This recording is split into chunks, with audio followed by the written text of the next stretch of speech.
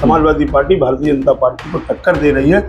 और इस by election में ऐसा नहीं लग रहा है जिस तरह से परंपरागत चुनाव सत्ता का हुआ करता था जी, इस बार सत्ता नहीं विपक्ष भारी पड़ रहा है।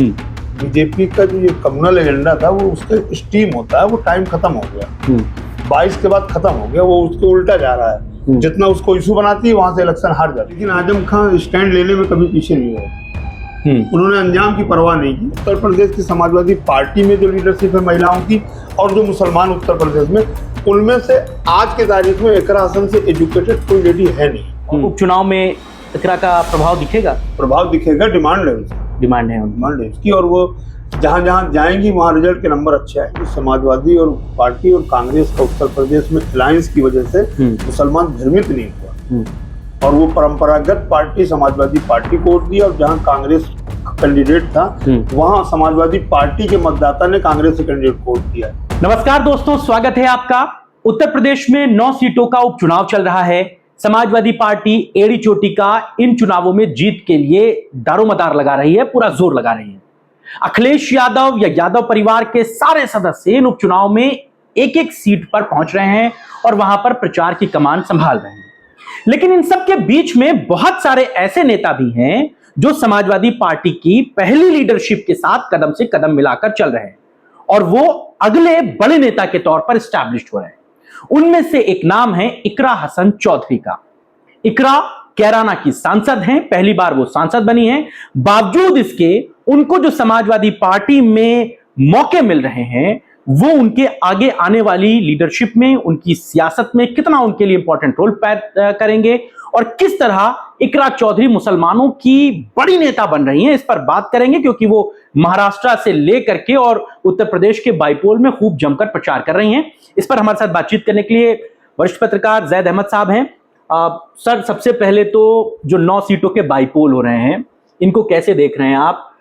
कितना कंपटीशन समाजवादी पार्टी और भारतीय जनता पार्टी में आपको दिख रहा है, क्योंकि मेन लड़ाई इन्हीं की है? नहीं, उत्तर प्रदेश की जो बाई इलेक्शन है 9 सीट 10 होना था, 9 होने जा रहे हैं। इसमें समाजवादी पार्टी बड़ी पार्टी बन के उभरेगी उपचुनाव के रिजल्टों में। जहां तक कि मैंने अभी तक मालूम किया है इलाकाई एतबार पे, समाजवादी पार्टी भारतीय जनता पार्टी को टक्कर दे रही है। और इस बाई इलेक्शन में ऐसा नहीं लग रहा है जिस तरह से परंपरागत चुनाव सत्ता का हुआ करता था जी, इस बार सत्ता नहीं विपक्ष भारी पड़ रहा है।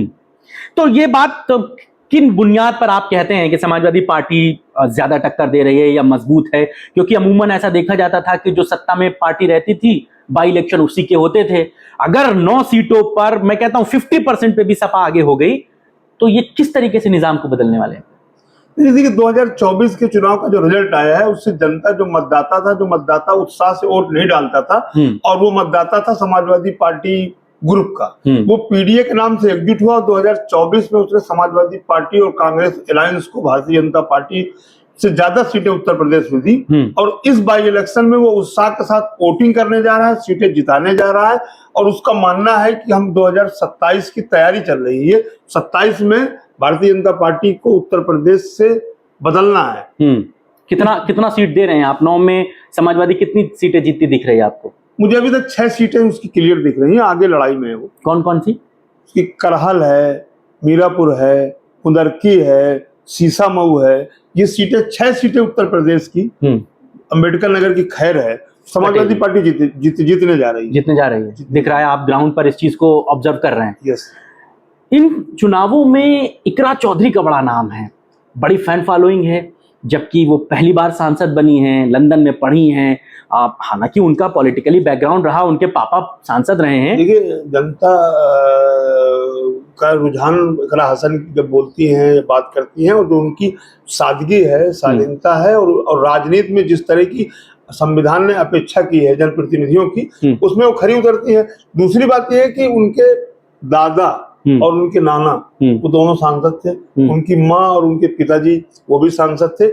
उस क्षेत्र में जहां से वो चुन के आती हैं कैराना से, वहां भारतीय जनता पार्टी संघ परिवार ने जो भी रागबट्टा फैलाया या फैलाने की कोशिश की, उनके इलेक्शन में या उनकी फैमिली के इलेक्शन में हिंदू मुस्लिम नहीं हुआ, क्षेत्रीय मुद्दों में इलेक्शन हुआ है और वो चुनाव जीती है। उनके भाई के खिलाफ तमाम मामले थे, उसका 2022 का इलेक्शन ही लीड किया था इकरा ने, वो तो 22 से एक्टिव थी वो। और उसकी उत्तर प्रदेश की समाजवादी पार्टी में जो लीडरशिप है महिलाओं की, और जो मुसलमान उत्तर प्रदेश में, उनमें से आज के तारीख में इकरा हसन से एजुकेटेड कोई लेडी है नहीं। जो उसकी एजुकेशन है, दिल्ली से पढ़ी है, उसके बाद वो लंदन से उसने पढ़ा है, वो पीएचडी करने जा रही थी, परिस्थितियों बस उसने कहा मैं राजनीति में आ गई क्योंकि मेरे भाई का इलेक्शन था और वो जेल में था, और राष्ट्रीय अध्यक्ष जी ने उनकी पार्टी के कह दिया था कि लोकसभा तुम्हें लड़ना है। तो 22 से तैयारी कर रही थी 24 की, और इलेक्शन कंपेनिंग से लेकर के और पार्लियामेंट तक उसका परफॉर्मेंस बेहतर रहा है इकरा हसन का। आपको लगता है कि यूपी में समाजवादी पार्टी में आजम खान के बाद जो वैकेंट मुस्लिम लीडरशिप है उस पर इकरा हसन आपको जाती दिख रही है? आपको लगता है कि अखिलेश यादव वो जगह इकरा हसन चौधरी से फिल करना चाहते हैं? नहीं, मुझे वो तो नहीं लगता है कि वो करना चाहते हैं या वो उस जगह को भर पाएंगी, लेकिन एक नई लीडरशिप में एक स्थान वो बनाएंगी और पार्लियामेंट में जो मुसलमान और माइनॉरिटी के जो इश्यूज है उसको टेकल करेंगी। लेकिन वो जो जगह आजम खां की थी या उस जमाने के जो नेताओं की थी, वो भरने की जगह दिखाई नहीं देती है। वो महाराष्ट्र गए अखिलेश यादव, अपने साथ उन्हें लेके गए, जहां पर गोंडी में अबू आसिम आजमी के लिए जनसभा होनी थी, भारी बारिश हो रही है, बावजूद उसके इकरा हसन डटी हुई हैं। ये क्या दर्शाता है? क्यों अखिलेश जी इकरा पर इतना भरोसा कर रहे हैं? या इकरा जबकि पहली बार सांसद बनी है और ऐसा भी कोई बहुत बड़ा उनके साथ चीज नहीं जुड़ती, उसके बावजूद इकरा हसन अखिलेश यादव की पहली चॉइस आपको क्यों दिखती है? और जो मुसलमान एमएलए या एमपी हैं उनमें से वो बेहतर है, तो उसकी छवि साफ सुथरी है, कोई कंप्लेंट्स नहीं है, क्षेत्रीय इतबार पे नहीं है। और इकरा का जहां तक मामला है जी, तो वो मामला उसका पॉलिटिक्स में और जो जनता का कनेक्शन है यूथ का, इकरा कनेक्ट कर लेती है जनता को, महिलाओं को, तो ये सारी बातें उसके साथ पॉजिटिव जाती हैं। और अखिलेश यादव जी को जहां तक मैं जानता हूँ तो वो मुसलमान इशू से या मुसलमानों के मसाइल से न कतराते हैं न कटते हैं। एक कमी है मुसलमान एमएलए की, बहुत सारे एमएलए की, कि वो बात वो उन तक कह नहीं पाते हैं अपनी वर्किंग के लिए, अपने कामों, अपने काम, अपने टिकट, अपने पद की वजह से उन तक वो कह नहीं पाती। इकरा उन बातों को कह लेती है तो वो उनको पसंद करते हैं और अपने साथ ले जाना चाहते हैं। और उसके पीछे रीजन ये है कि उसकी फॉलोइंग बेहतर है इकरा की। मैं उनका वो वाला भाषण सुन रहा था जिसमें वो बारिश में अबू आसिम आजमी के लिए कैंपेनिंग कर रही थी, जिस कॉन्फिडेंस के साथ वो बात करती हैं, आपको लगता है कि जो मुसलमानों की रहनुमाई उत्तर प्रदेश में आजम खान के बाद खाली हुई है समाजवादी पार्टी में, वो इकरा के लिए एक फायदे का सौदा हो सकती है? उनको खाली पिच मिली है बल्लेबाजी करने के लिए? हाँ, नहीं, खाली पिच है, इस टाइम पे सबके लिए खाली पिच है और वो फायदा कोई भी उसके मौके का फायदा उठा सकता है, वो खाली हुई जगह को भर सकता है। लेकिन जो मुस्लिम लीडरशिप के तकाजे हैं उसमें इकरा हसन फिट नहीं बैठती, क्योंकि इकरा का जो इलाका है, जो इकरा का इतबार है, वो वहाँ वो सर्व समाज सर्व धर्म की बात है। और मुस्लिम इशू में आजम खां जो स्टैंड लेते थे वो दूसरा लीडर अभी दिखाई नहीं देता उत्तर नहीं, उनकी मुखर बातें, उनके बयान कि वो तनखैया आएंगे, वो बयान कितना चर्चाओं में रहा था कि आपको लगता है यही सारी चीजें उनको खा भी गई, उनके करियर को, जिस तरीके से उनकी बयानबाजी? कुछ बातें हैं, उनकी बयानबाजी भी उनके इस हद तक पहुंचने में कुछ चीजें शामिल हैं, लेकिन आजम खां स्टैंड लेने में कभी पीछे नहीं रहे। उन्होंने अंजाम की परवाह नहीं की और स्टैंड लिया और अपनी बात खुल के कही।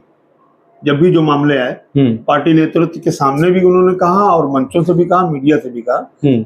ये एक बात उनमें थी। लेकिन यही बात उनको और उनके परिवार के पूरे राजनीतिक करियर को भी खा गई। हाँ, उनकी फलक में भी उसी ने पहुंचाया था और उनके करियर और उनके फैमिली के साथ जो कारण जो हुआ वो इन बातों को भी एक्नॉलेज कर सकते हैं आप। लगता है वो गिव अप करेंगे वापस? उनका आपको सियासी वजूद दिखता है उनका या उनके परिवार का? वो जेल से बाहर भी आ जाते हैं तब भी? हाँ, देखिए, आजम खान साहब तो अब एज फैक्टर का मामला, उनकी फैमिली में कोई लीडरशिप पॉलिटिक्स में आएगा तो पिकअप करेगा, लेकिन आजम खान साहब को तो मुझे लगता है कि अब उम्र का और बीमारी के जो हालात हैं तो एक्टिव पॉलिटिक्स में अब जो है वो चीज पहले जैसी नहीं हो सकती। अच्छा, इकरा के अलावा आपको समाजवादी पार्टी में मुस्लिम लीडरशिप में कौन दिखता है जो आपको लगता है कि रहनुमाई करने लायक है या उसको मौका मिलना चाहिए? कमाल अख्तर एक नाम हो सकता है। किस बिना पे, मतलब जबकि एज का फैक्टर तो उनके साथ भी जुड़ता है। कमाल अख्तर एज का फैक्टर नहीं है, हाँ, वो कम एज के हैं और वो मेहनती नेता हैं। अच्छा। तो सब अखिलेश यादव के करीबी भी हैं और अपनी बातें रखने में स्टैंड लेते हैं। कमाल अख्तर नाम हो सकता है पश्चिमी आगे आगे आना, लेकिन सारी लड़ाई पश्चिमी की तरफ है। इकरा भी वहीं से हैं, आशु मलिक भी वहीं से हैं, कमाल अख्तर भी वहीं से हैं, 5-7 बड़े विधायक हैं। नहीं, सलीकेमंद एमएलए में नफीस अहमद का नाम है। नफीस अहमद इस काम को कर सकते थे, अब वो कितना कर पाएंगे ये तो आगने वाली राजनीति दिखेगी। नफीस अहमद अलीगढ़ यूनिवर्सिटी के प्रेसिडेंट रहे हैं, पढ़े लिखे एमएलए हैं, साफ सुथरे हैं। अच्छा, एक चीज और है, आपको याद हो पिछले चुनाव जो 2014 का गुजरा या 2017 का जो चुनाव लोकसभा का गुजरा, उसमें जो मुसलमान और अखिलेश यादव की जो कॉम्बिनेशन थी, अखिलेश यादव ने मुसलमानों को खुलकर मंच पे जगह दी, दाढ़ी टोपी वाले खूब नजर आए। उसका नतीजा ये हुआ कि भाजपा ने उस एजेंडे को 80 और 20 में बांट दिया, उसका नुकसान उनको उठाना पड़ा। लेकिन जो 24 के चुनाव हुए जिसमें अखिलेश यादव के मंच पर दाढ़ी टोपी वाले थोड़े कम नजर आए, मुस्लिम विधायकों को टिकट भी कम दिए गए, तब उनकी जो जीत रही, वो आपको लगता है कि अखिलेश यादव को भी ये समझ में आ गया कि सिर्फ MY फैक्टर पे नहीं जा पाएंगे, बहुत ज्यादा मुसलमानों के करीब हो जाएंगे तो नुकसान आप उठा ले जाएंगे? नहीं, देखिए उसके पीछे का मीडिया अपने हिसाब से एनालिसिस करती है जी। बात यह कि अखिलेश यादव ये सब करने के पीछे उनकी इलेक्शन की रणनीति थी। रणनीति में वो कामयाब कहां पर हो गए कि उनका मतदाता का विश्वास नहीं टूटा। जो उनका मतदाता था उसने ये नहीं महसूस किया कि हमको किनारे किया जा रहा है, उसने ये महसूस किया कि अखिलेश यादव बीजेपी को हराने की रणनीति पर है और उस मतदाता ने उनको भरपूर वोट दिया। तो वो अखिलेश यादव का इंडिविजुअल फैक्टर था या इसमें राहुल गांधी का भी फैक्टर था? मुसलमानों के दिमाग में ये बात थी कि अगर इस बार वोट दे दिया तो दिल्ली से बीजेपी को हटा सकते हैं और हटाने का काम तो राहुल गांधी कर सकते हैं, मुसलमान इसलिए भी अखिलेश यादव के साथ आया? नहीं, ये बात आपकी समझता हूँ कि समाजवादी और पार्टी और कांग्रेस का उत्तर प्रदेश में अलायंस की वजह से मुसलमान भ्रमित नहीं हुआ और वो परंपरागत पार्टी समाजवादी पार्टी को वोट दिया और जहां कांग्रेस का कैंडिडेट था वहां समाजवादी पार्टी के मतदाता ने कांग्रेस के कैंडिडेट को वोट दिया। तो जीत का एक चीज ये भी थी, इनका अलायंस यूपी में नहीं, लेकिन ऐसा पूरा तो नहीं भाई। समाजवादी पार्टी ने 6 सांसदों को टिकट दिया लोकसभा में, मुसलमान 6 जीत गए। कांग्रेस ने 2 लोगों को दिया, उसमें 1 जीत पाए आपके, दूसरे हार गए। बसपा ने 20 मुसलमानों को टिकट दिया, 20 हार गए। वो इलेक्शन के पहले तय हो गया था कि इंडिया गठबंधन के साथ जा रहा है ये पीडीए।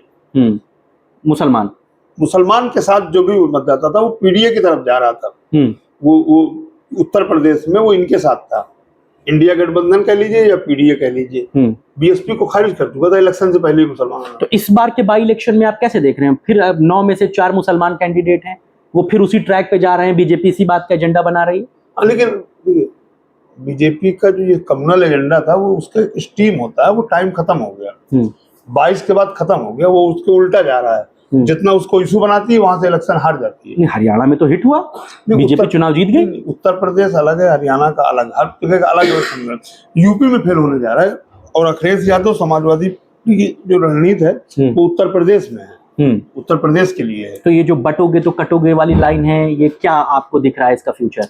नहीं, उसके बाद ये बहुत क्रिटिसाइज हुआ इसका और अलग अलग पॉलिटिकल पार्टियों ने अलग अलग नारे दिए मिलेंगे तो जीतेंगे, और भारतीय जनता पार्टी के शीर्ष नेतृत्व ने अब वो बटेंगे कटेंगे से हटके अब वो जुड़ेंगे तो जीतेंगे के नारे पे आ गए हैं। एक रहेंगे तो सेफ रहेंगे, मोदी जी कह रहे हैं। तो बदलाव आ गया है। हाँ। फिर से इकरा हसन पे लौट लेते हैं हम लोग, क्योंकि बात का एजेंडा हमारा फोकस लाइन में वही है। डिंपल जी की मेन कोर टीम में आप उनको मानते हैं? रुचि वीरा भी सांसद हैं, बावजूद इसके इकरा हसन डिंपल यादव की टीम में है, इसलिए भी उनको थोड़ा मौका ज्यादा मौका इसलिए भी उनको ज्यादा मिल रहा है मौका। कितना समाजवादी पार्टी में फीमेल लीडरशिप में आप उनको आगे जाता देखते हैं? मैं सेकंड लाइन की लीडरशिप में मानता हूं, और वो थोड़ा सा इकरा हसन में जो है जिसे कहते हैं ट्रांसपेरेंसी, उसके बोलने में, बात करने में, काम करने में थोड़ा ट्रांसपेरेंसी है, तो पार्टी जो है उस पर विश्वास कर रही है और बात भरोसे की होती है। और मुसलमान जितनी भी जगहें हैं जहां पर मुसलमान बाहुल्य हैं, फिर चाहे वो महाराष्ट्र की बात हो, सीसा में उनको बुलाया जा रहा है, कुंदरकी में उनकी डिमांड है, कहा जा रहा है कि आप कटेरी भी आइए, तो बड़ी डिमांडिंग भी हो गई। डिमांडिंग है वो 2027 के इलेक्शन में मेन स्टार प्रचारक होंगी, अखिलेश यादव उनको बनाएंगे रिजल्ट भी आएगा, जहां वो जाएंगे रिजल्ट आएगा, क्योंकि वो कनेक्ट करने की उनके अंदर क्वालिटी है लोगों में, इकरा हसन में। आपने तो इकरा हसन के पिताजी को भी सियासत को देखा होगा, दादत को भी देखा होगा, मुनव्वर हसन साहब को बहुत अच्छे देखा होगा। क्या क्या चीज आप उनको उससे कोरिलेट करते हैं? ऐसा क्या आपको इकरा में दिखता है जो मुनव्वर साहब में भी दिखता था आपको? देखिए, ये फैमिली जो है, ये अपने इलाके में वो मतदाता को ठगने का काम नहीं करती। ये लोग मतदाता के प्रति वफादार हैं और जो कमिटमेंट करते हैं उसको पूरा करने का प्रयास करते हैं। इसीलिए इतने लंबे पीरियड से ये फैमिली स्टेप बाय स्टेप, एक इलेक्शन हारती है तो दूसरा जीत जाती है। एमएलए एमपी इनकी फैमिली में होते हैं। और मुनव्वर हसन तो भारत के वो नेता रहे हैं जिन्होंने इतने कम टाइम में विधानसभा, विधान परिषद, लोकसभा, राज्यसभा, चारों सदनों के सदस्य होने के बाद और नौजवानी में वो खत्म हो गए। तो क्वालिटी, चारों हाउस के मेंबर थे वो। कैराना के थोड़ा दूर मीरापुर है, लगता है कि इस परिवार का या इकरा हसन का इम्पैक्ट है वहाँ? इम्पैक्ट क्या इम्पैक्ट? पश्चिम में है मुनव्वर हसन का। तो आरएलडी तो वहाँ मजबूत है। आरएलडी है और उसका अलग वोट बेस है, इनका अलग वोट बेस है। और लोग इन पे, इनकी बातों पे, इनकी कंपेनिंग पे, इन पे भरोसा करते हैं। इनको वहां पर लोग इतबार करते हैं। हिंदू मुसलमान दोनों का भरोसा है इन पे, दोनों इनको वोट देते हैं, तभी ये चुनाव जीत पाते हैं। ये खाली मुस्लिम सीट वोटों से चुनाव जीतना इनके लिए आसान नहीं है। मुसलमान लीडरशिप के तौर पर इकरा हसन को कहाँ देखते हैं आप आने वाले भविष्य में? वो इकरा हसन एक अच्छी लीडर है, लेकिन वो मुसलमान लीडर होने का उन्होंने कभी दावा पेश नहीं किया है। और अपनी वो लोकसभा या विधानसभा के परिप्रेक्ष्य में मुस्लिम लीडरशिप का दावा नहीं करेंगे। मुसलमानों के साथ साथ उन्होंने हमेशा कहा है कि मैं हर कम्युनिटी के लिए काम करूंगी, और हर नेता को करना भी चाहिए। समय दिया जाना चाहिए, समय दिया जाना चाहिए, काम करना चाहिए। उनके भाषणों को 10 में से कितना नंबर देते हैं मंच से जब वो बोलती है? नहीं, 10 में से 9 नंबर दिए जा सकते हैं उनको। भाषण में तो नंबर 1 है। पढ़ी लिखी हैं, ज़हीन हैं, जो जनता की डिमांड है, एक्सेप्टेबल है, लोग उनको एक्सेप्ट कर लेते हैं, उनकी भाषा को, उनकी शैली को कर रहे हैं, एक्सेप्ट कर रहे हैं। और उपचुनाव में इकरा का प्रभाव दिखेगा? डिमांड है उसकी, और वो जहां जहां जाएंगी वहां रिजल्ट के नंबर अच्छे हैं। इसीलिए तमाम बाईपोल में अखिलेश, शिवपाल और डिंपल के बाद उनकी डिमांड है। इकरा को एक टिप्स देना हो तो क्या देंगे? नहीं, मैं उनको टिप्स क्या दूंगा, वो तो उनके फादर ने दिया होगा, उनकी मदर ने दिया होगा। लेकिन वो लोकसभा क्षेत्र के बाहर भी की समस्या को लोकसभा में उनको रेज करना चाहिए, अपने कैराना से बाहर की भी समस्याओं को। हालांकि मैं ओवैसी की जो शपथ थी लोकसभा में और उसके बाद जो इकरा की शपथ थी, दोनों को कंपेयर कर रहा था। इकरा का एक मैं कहीं पर भाषण भी सुन रहा था कि उन्होंने कहा कि मुझे संविधान की शपथ लेनी थी, कुछ चीज़ों से मैं परहेज करती हूँ और मुझे लगता है कि हर व्यक्ति को ऐसा चलना चाहिए। बाकी किसने कैसी शपथ ली मैं इस पर कोई कमेंट नहीं करूँगा। तो इसलिए वो अपनी एक लाइन बनाकर खुद चल रही है। मुझे उम्मीद है कि इकरा जब भी पार्लियामेंट में कोई सवाल महिलाओं के बुनियाद पे, मुसलमानों की बुनियाद पे लाएगी तो लोकसभा उसको कंसीडर करेगी और सरकार को भेजेगी उसके निराकरण के लिए, और उनको ऐसे इश्यूज को रेज करना चाहिए पार्लियामेंट में। चलिए, बहुत शुक्रिया जैद सर, हमको अपना समय देने के लिए, वक्त देने के लिए। तो जैद अहमद फारूकी साहब हमारे साथ थे और वो बहुत डिटेल में इकरा हसन और समाजवादी पार्टी की मुस्लिम लीडरशिप पर बात कर रहे थे। वो कहते हैं कि इकरा हसन अभी थोड़ी नई हैं, उन्हें समय दिया जाना चाहिए चीजों को समझने के लिए, लोकसभा में उनको मौके मिलने चाहिए बोलने के लिए। इसके साथ ही साथ चूंकि वो हंसमुख हैं, हंसमिजाज हैं, पढ़ी लिखी हैं, आसान शैली में अपनी बात कह लेती हैं, इसलिए तमाम विधानसभा के बाईपोल में उनकी डिमांड है। डिंपल यादव के बाद अगर किसी नेता को सबसे ज्यादा बुलाया जा रहा है महिलाओं में तो इकरा हसन के लिए सभी प्रत्याशी चाहते हैं कि वो उनके इलाके में आए, उनके लिए प्रचार करें, और सिर्फ मुस्लिम बहुल इलाकों में ही नहीं बल्कि गाजियाबाद और खैर जैसी सीटों पर भी इकरा हसन की डिमांड समाजवादी पार्टी के प्रत्याशी कर रहे हैं। तो इससे यह बात साफ तौर से समझी जा सकती है कि इकरा हसन का राजनीतिक भविष्य बेहद सुनहरा है और आने वाले समय में जब उन्हें मौके मिलेंगे वो अखिलेश यादव की कोर टीम में और बेहतर काम करेंगी। फिलहाल आज की चर्चा में बस इतना ही। आपको हमारी ये चर्चा कैसी लगी हमें जरूर बताइएगा। आप किन विषयों पर चर्चा करना चाहते हैं हमें कमेंट बॉक्स में लिख भेजिए। आज बस इतना ही। नमस्कार।